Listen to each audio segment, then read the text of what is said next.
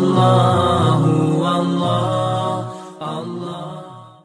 اور کہیں گے وہ جہنمی کہ لو کننا نسمع، کاش کہ ہم سنتے، او ناقلو، یا ہم سمجھتے، ما کننا فی اصحاب السعیر، نہ ہوتے ہم شعلے مارنے والی آگ والوں کے اندر۔ پچھلی آیات میں بتایا تھا کہ مجرموں کو جب جہنم میں ڈالا جائے گا تو دروغ جہنم ان کو کہے گا، اور تمہیں کوئی ڈرانے والا نہیں آیا، تمہیں کسی نے سمجھایا نہیں؟ تو انہوں نے آگے سے جواب دیا، آئے تھے، ہم نے ان کو جھٹلایا، اور ہم نے کہا اللہ نے تو کوئی چیز ہی نہیں اتاری، ہم نے انکار کیا تھا۔ تو اب اللہ تعالیٰ نے ان دو آیتوں میں ان کی دو حسرتوں کا ذکر کیا ہے کہ وہ کہیں گے کاش کہ ہم سن لیتے۔ سننا کیا ہوتا ہے؟ کہ کوئی دوسرا اچھی بات بتائے اور آپ اس پر سن کر عمل کریں، یہ ہوتے ہیں سننا، کہ کاش کہ ہم کوئی بتاتا اور ہم سن لیتے۔ اور ناقلو کا مطلب یا ہم سمجھتے، ناقلو کا مطلب ہے کہ ہماری خود اتنی علمی تحقیق ہوتی کہ اس تحقیق کی بنیاد پر ہم خود سمجھنے لگ جاتے۔ تو اس کا مطلب ہے دو باتیں ہیں، یا تو دوسرے سے سننا یا خود تحقیق کرنا۔ دوسرے سے سن کر عمل کرنا اس کو کہتے ہیں تقلید، اور خود تحقیق کر کے عمل کرنا اس کو کہتے ہیں اجتہاد۔ تو اگر کوئی شخص اگر خود اتنی علمی تحقیق اس کے اندر ہو کہ اس کو کسی سے پوچھنے کی ضرورت نہیں، قرآن و سنت کے تمام علوم کا اس کو جو ہے علم حاصل ہے، اور وہ خود ہی قرآن و سنت میں غور و فکر کر کے سمجھ سکتا ہے، تو پھر تو ٹھیک ہے، نہیں تو پھر اس کے لیے یہ ہے کہ وہ تقلید، دوسرے کی سن کر عمل کرے، اور اس کو ہماری اصطلاح میں کہتے ہیں تقلید کرنا کسی کی۔ تو تقلید کرنا اس کا ثبوت قرآن پاک سے ہے۔ 14ویں سپارے میں آتا ہے، اللہ تعالیٰ فرماتے ہیں فَاسْأَلُوا أَهْلَ الذِّكْرِ إِن كُنتُمْ لَا تَعْلَمُونَ، اگر تمہیں کسی چیز کا علم نہیں تو جو علم والے ہیں ان سے پوچھ کر چلو، ان سے پوچھ کر چلو۔ تو یہ ہے کسی سے پوچھ کر چلنا، اس کو کہتے ہیں تقلید۔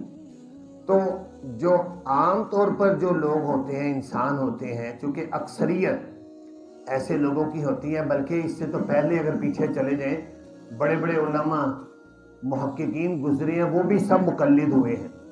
بڑے بڑے اولیاء کرام، اب امام غزالی کا نام آپ نے سنا ہے، اتنے بڑے محقق علمی شخصیت علیہ مقلد تھے، اور حضرت جنید بغدادی اور اس کے علاوہ جتنے مشائخ گزرے سب مقلد گزرے۔ تو تقلید کرنا کسی کی، یہ اس کی کیا حیثیت ہے شرعی طور پر؟ تو امام شاہ ولی اللہ محدث دہلوی سے کسی نے پوچھا کہ حضرت کہ کسی کی تقلید کرنا جائز ہے یا ناجائز ہے؟ جیسے ہم حنفی ہیں، ہم اپنے آپ کو حنفی کہتے ہیں، امام اعظم ابو حنیفہ کی ہم تقلید کرتے ہیں، ہم کہتے ہیں کہ جو انہوں نے قرآن و سنت کو سمجھ کر مسائل بیان کیے ہیں وہ برحق ہے، ہم اس کے مطابق چلتے ہیں، ہماری فہم اتنی نہیں ہے۔ اور دوسری وجہ یہ بھی ہے کہ وہ نبی پاک صلی اللہ علیہ وسلم کے زمانے کے قریب کے زمانے میں ہوئے، 23 صحابہ کرام سے انہوں نے علم حاصل کیا ہے، 23 صحابہ کرام، اور کئی صحابہ کرام کی زیارت کی ہے۔ تو ظاہر صحابہ کرام نے جس نے صحابہ کو دیکھا ہے وہ تو تابعی ہے، تو پھر ان سے علم حاصل کیا۔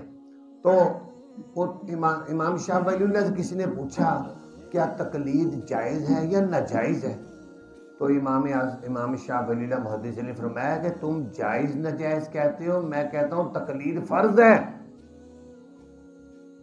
یہ فرض ہے۔ کیوں؟ اس لیے آگے فرماتے ہیں کہ جتنے بھی باطل فرقے گزرے ہیں ان سب کو جا کر ان کی بیک گراؤنڈ پر، پس منظر پر جا کر دیکھ لو، انہوں نے تقلید کو چھوڑا، گمراہ ہو گئے۔ जितने भी बातिल फिरकी, आप परवेजियत के फितने को उठाकर देख लें, परवेज पीछे से जो है उसने तकलीद का इनकार किया और आखिर मुनकिर हदीस बना। और भी जितने भी फिरके हैं बातिल फिरके, उनको आप देख लें। बल्कि आपको एक अजीब बात बताऊं, जो हमारे अहले हदीस मसलक के लोग हैं, वो तकलीद को, जो समझदार लोग हैं, वो तो नहीं इनकार करते, वो तो कहते हैं ये ज़रूरत है, इसके बगैर हम कुरान और सुन्नत को नहीं समझ सकते। जिन माहिरीन ने समझ कर इन मसाइल को लिखा है, अब इमाम आज़म अबू हनीफा रहमतुल्लाह अलैह ने 12,90,999 मसाइल लिखे हैं। आप और मैं क्या, हमारी नस्लें भी मिलकर नहीं इतना कर सकती। अल्लाह ने उनको तौफीक दी, उन्होंने ये काम कर दिया, हमारे लिए लिख दिया, हमारा काम है बस उनको पढ़ना। तो तकलीद, इसमें जो है जितने भी बातिल फिरके हैं तकलीद को छोड़ने की वजह से गुमराह हुए। अब अहले हदीस के बाद जो समझदार है वो तो इनकार करते, जो थोड़े सती किस्म के हैं वो इनकार भी करते हैं कि तकलीद दुरुस्त नहीं है। जबकि मैं उनको बाहवाला, आज आपकी मौजूदगी में बाहवाला बताता हूं उनके दो उलमा के नाम। एक मौलाना मोहम्मद हुसैन बटालवी, बहुत बड़े आलिम गुजरे हैं अहले हदीसों के।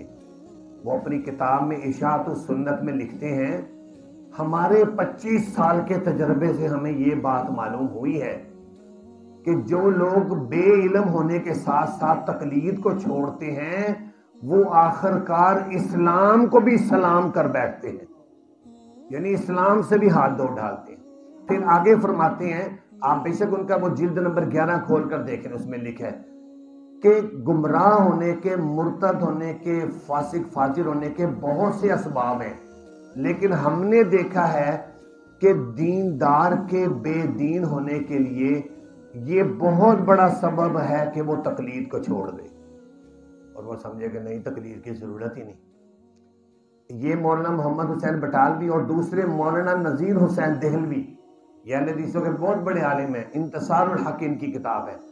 उसमें ये लिखते हैं कि किसी भी शख्स की, किसी इमाम की या किसी शख्स की बात समझ के उस पर अमल करना ये तकलीद है और ये कुरान पर अमल है। फस्अलू अहल ज़िक्र इन कुंतुम ला तालमून, इस पर अमल है। तो इसलिए हम जो अपने आप को, अब यहाँ पाकिस्तान के अंदर, हिंदुस्तान में, बर्रे सगीर में यहाँ हनफी हैं ज्यादा, और अरब के अंदर कहीं शाफी हैं। 4 बड़े अइम्मा हुए हैं, 4 बड़े अइम्मा, हनफी, मालकी, शाफी और हम्बली। तो इनमें से हमारे यहाँ अक्सरियत हनफियों की है। तो इसलिए अब 2 ही रास्ते हैं, या तो जहनवी कहेंगे कि काश कि हम सुनते, या हम समझते, खुद तहकीक करते। तो चूंकि हमने दोनों काम ही नहीं किए, तो अगर हम ऐसे करते, मा कुन्ना फी अस्हाबी सईर, ना होते हम शोले मारने वाली आग वालों में। यानी आप आज हमें सड़ना पड़ रहा है, हम गुमराह हुए।